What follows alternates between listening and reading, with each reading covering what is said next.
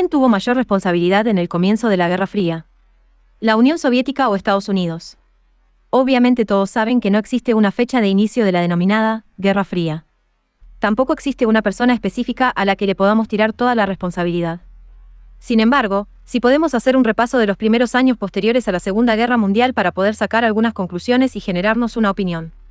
Esto es difícil porque la Guerra Fría es un nombre genérico dado a una guerra que nunca ocurrió, pero que se refiere a una larga época de tensiones geopolíticas que potencialmente podrían terminar en un cataclismo mundial sin precedentes. Aún así, sí podemos señalar a cierto grupo reducido de personajes políticos responsables en una temporalidad de unos cuantos años. Antes de eso, tenemos que recordar que la Guerra Fría fue un acumulamiento progresivo de tensiones políticas entre dos potencias por múltiples malentendidos, discordias, polémicas y diferencias de concepción e ideología. Algunas iban desde simples altercados, banales y absurdos, pasando por polémicas y rivalidades tecnológicas y deportivas, hasta el uso de amenazas y extorsiones tácitas y expresas. Todo un ejemplo de la tendencia antropológica de buscar rivalidades y conflictos por pequeñas diferencias. A gran escala, todas esas pugnas comenzaron justo cuando terminó la Segunda Guerra Mundial y llegaron a su momento apoteósico en octubre de 1962, para después relajarse un poco a lo largo de 2 décadas de tratados y negociaciones. Sin embargo, la tensión apoteósica regresó en la última mitad del año 1983. Después de eso, comenzó un periodo de rápida pacificación que culminó aquel 24 de diciembre de 1991. Ese día muchos daban por finalizada la Guerra Fría. Sin embargo, hoy vemos que eso era una gran ingenuidad, pero el periodo posterior a 1991 lo trato en otro vídeo que dejó en la descripción. La cultura y propaganda de la victoria y la supremacía del capitalismo sobre el comunismo se popularizó en aquellas épocas y, aunque sea cierta, también era una absurdez porque la Unión Soviética nunca fue plenamente comunista ni nunca ha existido el paraíso del libre mercado. Además, no podemos responsabilizar plenamente a la doctrina capitalista o comunista de la Guerra Fría. Ninguna de las dos doctrinas tiene en sus bases teóricas las tensiones políticas de esa naturaleza. En la actualidad aún persiste la tensión entre ambas zonas y solo persiste el capitalismo. Un país que se diga comunista podría coexistir pacíficamente con uno capitalista. Es como decir que la Albania socialista de Oxa estaba peleada a muerte con su vecina Italia. También es absurdo decir que la tensión era entre Occidente y el este soviético. Estados Unidos supeditaba toda su área de influencia y decidía todas las políticas relevantes sobre la Unión Soviética desde la Casa Blanca. Lo mismo ocurría en la Unión Soviética, los asuntos relevantes de política exterior en la Alemania Federal, Democrática o en Polonia se consultaban en el Kremlin. Más o menos lo mismo que ocurre ahora. Con todo esto quiero decir que es absurdo decir que la Guerra Fría fue la tensión entre el comunismo y el capitalismo. Fue una cultura política de desconfianza de Rusia hacia las actividades imperialistas de Estados Unidos. Esto comenzó, más bien, desde que Estados Unidos se convirtió en la mayor potencia mundial, es decir, desde el fin de la Primera Guerra Mundial. Las políticas geopolíticas de Woodrow Wilson y sus 14 puntos no tienen la relevancia histórica que merecen. Básicamente, Estados Unidos pasó de país cerrado en sí mismo a un país activo en el ámbito geopolítico. Es decir, a un país intervencionista. El contexto geopolítico subsecuente le abrió la puerta para aplicar su visión al resto del mundo. Desde las altas esferas políticas aún se escuchan tendencias imperialistas y doctrinarias claras. Vladimir Putin habló locuazmente al respecto en una de sus conferencias. Solo le faltó mencionar que desde entonces se desarrolló una política de plena desconfianza hacia Estados Unidos y, más tarde, a sus socios.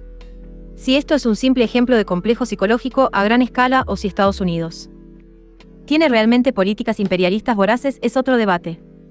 Henry Kissinger habla ampliamente sobre el carácter político de Rusia en varias de sus obras, las cuales dejó recomendadas en la descripción para los que quieran profundizar al respecto.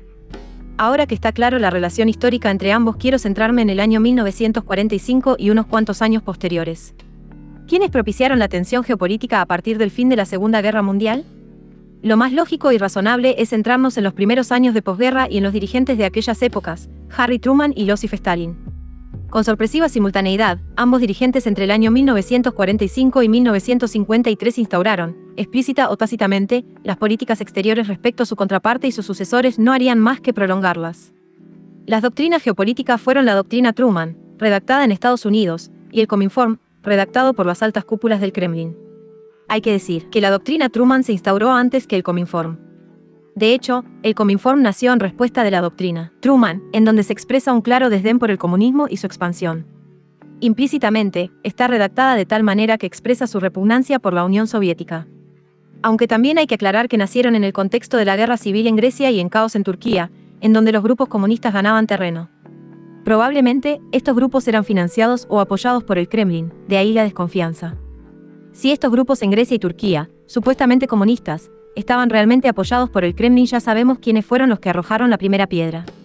Sin embargo, quizá nunca sabremos si lo estaban o no. Las elecciones generales en Italia en 1946 también fueron uno de los primeros momentos del periodo posguerra en la que ambas potencias ponían la mirada. En aquellas elecciones estaban presentes partidos de izquierda radical, aunque no lograron la mayoría, ganaron varios escaños parlamentarios. Está bien documentado que Estados Unidos apoyó económicamente a Italia, así como a Grecia y Turquía, y no lo hacía solo por buena voluntad, sino porque tenía intereses ahí. Hasta estaba planeado una intervención si las elecciones salían mal en Italia. Por otro lado, no hay documentos disponibles sobre las políticas exteriores soviéticas respecto a estos países. Sin embargo, la doctrina Truman siguió adelante. Esta incluía también una purga y degradación dentro de Estados Unidos de todos aquellos que tuvieran convicciones comunistas. Aquí nacieron las populares burlas y degradaciones públicas del comunismo que hasta la fecha persisten. Por otra parte, en la Unión Soviética la purga hacia los llamados capitalistas o burgueses ya llevaba varias décadas funcionando. Desde aquí es difícil saber quién empezó la disputa con el contrario. Sin embargo, la primera muestra de sabotaje o pugna clara entre ambas potencias fue el llamado bloqueo de Berlín. Fue el cierre por tierra de las fronteras que compartían el Reino Unido y los Estados Unidos con la Unión Soviética, para llegar a Berlín y aportar víveres a la población local. Supuestamente el bloqueo fue en respuesta a una simple reforma monetaria en Berlín. El bloqueo se levantó en menos de un año cuando los soviéticos se percataron que no paraba la entrega de víveres por aire. Sin embargo, tanto las escaramuzas en ciertas áreas europeas como los bloqueos en la frontera parecen simples anécdotas a comparación de la primera guerra de esta época, la Guerra de Corea. A este conflicto no se le da la relevancia que merece. Básicamente es el verdadero inicio de las tensiones que podían llevar a una guerra nuclear. Corea estaba en tensión desde que Japón dejó la península y esas tensiones llegaron a su punto culminante cuando este energúmeno decidió reunir tropas e invadir el territorio del sur. Hoy sabemos que la Stalin tenía contacto con Kim Il-sung y el primero le dio el visto bueno a la guerra. Ahora también sabemos que después de que se percató que Estados Unidos apoyaba con fiereza las fuerzas de la futura Corea del Sur, insistió a Mao Zedong para que apoyara a las fuerzas de Kim Il-sung. Aquí, se llegó a un punto definitivo de cómo iban a ser las relaciones entre ambos. Se pasó de los tratados y bloqueos a la guerra en otros países. Al final llegaron a un punto muerto en 1953 y se marcó el paralelo 53 y el fin de la guerra. No solo eso, también fue en ese año la muerte de Stalin y la salida de Truman de la presidencia. Los sucesores de ambos continuaron con lo inevitable. Más guerras de desgaste entre ambos. Si la primera gran guerra de la época, con balas y muertes de verdad, así como el primer sabotaje, fue propiciada por el bloque soviético, lo lógico sería considerar a la Unión Soviética como responsable, pero el debate sigue abierto.